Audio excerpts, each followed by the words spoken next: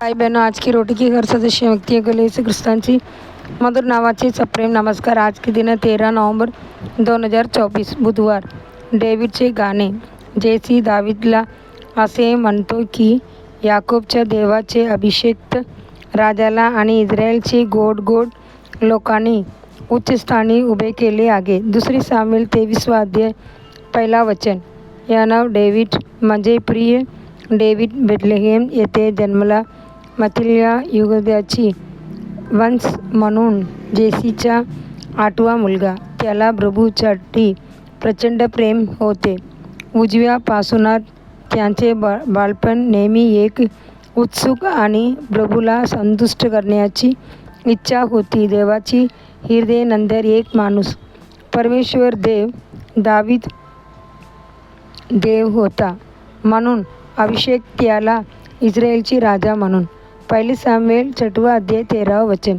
डेव्हिडने स्तोत्रांना आनंदी परिस्थितीत तयार केले। दुःखी परिस्थितीत विजय साजरा करताना आणि त्रासदायक अभ्यासाची सामना करताना कोणत्याही परिस्थितीत स्तोत्रसंगीता तयार करण्यासाठी त्याला खूप कृपा मिळाली। हजारो वर्षांनंतर डेव्हिडच्या स्तोत्राने अमरांना काय म्हणायचे आहे, कारण दावीदाने आपले तोंड आणि जिभेला देवाला स्तुती करण्यास समर्पित केले होते। परमेश्वराची आत्मा माझ्याशी बोलला आणि त्यांचे शब्द माझ्या जिभेवर होते। दुसरी सामुएल 23 अध्याय 2 वचन। यामुळे आम्ही त्यांचे अनेक स्तोत्र पावतो। भविष्यवाण्या म्हणून सेवा सुरू। स्तोत्र 22 मध्ये कल्वरीबद्दलच्या भविष्यवाण्याबद्दल वाचणे आश्चर्यकारक आहे। स्तोत्र 24 मध्ये प्रभूची पुनरुत्थानाबद्दल आणि स्तोत्र 45 मधील ख्रिस्त आणि त्यांचे वधू यांच्यातील संबंधाबद्दल। जर तुम्हाला दावीदासारखे गाणे आणि प्रभूची उपासना करायची असेल तर आपल्याला आवश्यक आहे 2 गोष्टी करा। आपल्या तोंडातून बोलण्यासाठी परमेश्वराच्या आत्म्याला समर्पित करा। पुढे दया नेहमी आपल्या जीभवर असू। पवित्र शास्त्र म्हणते, हृदयाची भारत लोक बोलतात त्याबद्दल बोलतो। मॅथ्यू 12 अध्याय 34 वचन। कारण ते बोलत नाहीत, परंतु तुमच्या पित्याची आत्मा जो तुमच्यामध्ये बोलतो। मॅथ्यू 10 अध्याय 20 वचन।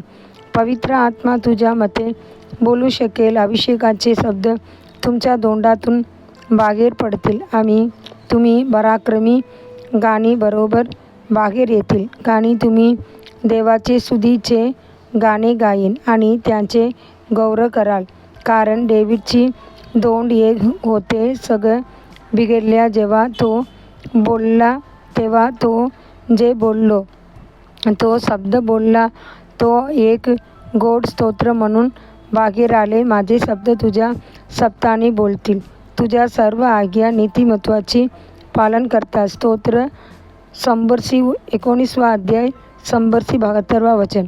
देवाची मुलांना, तुम्हाला देवाची वचन आवश्यक आहे। शैतानावर मात करा पर्यंत परमेश्वराची सेवा करा आणि स्तुती आणि देवाचे गौरव करणे। पुढील ध्यानासाठी वचन। परमेश्वराने वचन दिले, ते म्हणाले, ज्यांनी ते घोषित केले होते त्यांच्यासाठी मगान होते। स्तोत्र 68 अध्याय 11 वचन। दिवसासाठी बायबल वचन। सकाळी विलाप 1 अध्याय 2 अध्याय। संध्याकाळी इब्री लोकांस 10 अध्याय 1 ते 18 वचन। धन्यवाद।